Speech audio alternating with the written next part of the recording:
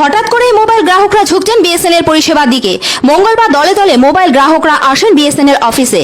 তারা জিও, এয়ারটেল প্রভৃতি প্রাইভেট সংস্থার সিম পোর্ট করে বিএসএনএল এর গ্রাহক হন।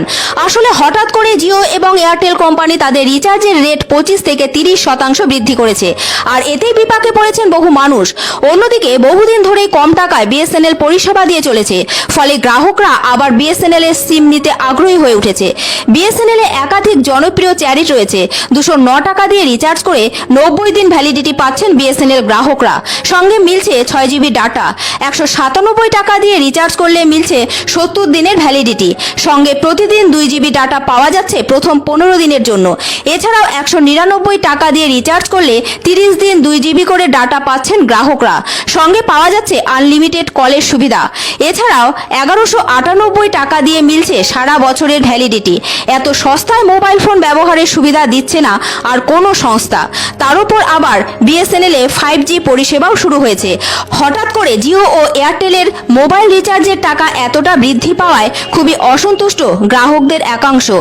আগে যেখানে 239 টাকা জিও রিচার্জ করলে 28 দিন ভ্যালিডিটি পাওয়া যেত, এখন সেটাই বেড়ে হচ্ছে 299 টাকা। অন্যদিকে এয়ারটেল 299 টাকা প্যাকেজে 28 দিন ভ্যালিডিটি ও 1.5 জিবি করে ডাটা পাওয়া যেত, এখন সেই প্যাকেজের জন্য খরচ করতে হচ্ছে 349 টাকা। এই বিপুল পরিমাণ রেট বৃদ্ধিতে ক্ষুব্ধ এয়ারটেল ও জিও গ্রাহকরা বিএসএনএল এর সিম পরিবর্তন করে নিচ্ছেন। অন্যদিকে বিএসএনএল এর এক পুরনো গ্রাহক বলেন, বিএসএনএল অনেক দিন ধরেই লোভনীয় অফার দিচ্ছে, আমরা সেটা উপভোগ করছি। তিনি আরো বলেন, শহরে বিএসএনএল এর নেটওয়ার্ক খুবই ভালো, গ্রামে কোথাও কোথাও একটু সমস্যা হয়। অন্যদিকে জলপাইগুড়ি বিএসএনএল দপ্তরে এদিন অনেকেই এসেছিলেন জিও এবং এয়ারটেল ছেড়ে বিএসএনএল গ্রাহক হতে। তারা আশাবাদী বিএসএনএল কর্তৃপক্ষ হঠাৎ রেট বৃদ্ধি করবে না, সঙ্গে তারা ভালো পরিষেবাও পাবেন। অ্যাকচুয়ালি জিও মানুষ ব্যবহার করতো। জিও প্রথম মানুষকে প্রলোভন দেখিয়েছে যে তোমরা ডাটা ইউজ করো, মোবাইলটা ইউজ করো 4G 5G করে। তারপরে দেখা যাচ্ছে বেসিক্যালি 2 বছর 3 বছর পরে তারা রিচার্জ প্ল্যান পাল্টে দিচ্ছে, যেটা কিনা অনেক আমাদের কাছে না হলেও অনেকের কাছেই এটা মানে সাধ্যের বাইরে হয়ে যাচ্ছে। সবসময় প্ল্যান এর সাথে থাকতে হবে এরকম না, যেখানে আমরা সুযোগ সুবিধাটা বেশি পাবো সেখানেই যাব। আমিও আপনার এই বিএসএনএল প্ল্যান শুনতে এসেছি। আমিও 2টা সিম ইউজ করি। তার মধ্যে আমার এয়ারটেল যে সিমটা, সেই সিমটা আমার বাড়িতে খুব একটা নেটওয়ার্কও ভালো কাজ করে না, ঠিকঠাক কাজ করে না।